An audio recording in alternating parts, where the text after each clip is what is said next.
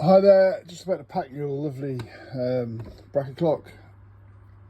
Now the springs are all unwound, so when you get it in grease or wherever its final destination is, just take not this key, you'll get a proper winding key with it. This is my universal one. So you put the key on each arbor and you wind clockwise, so towards the number 12 on each of the arbors. The centre arbor is for the time. The left hand, as we look at it, is for the strike, and the right hand, the chime. Okay, so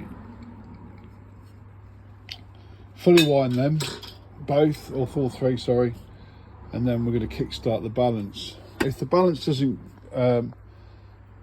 automatically set itself going, I'm going to show you how to get it going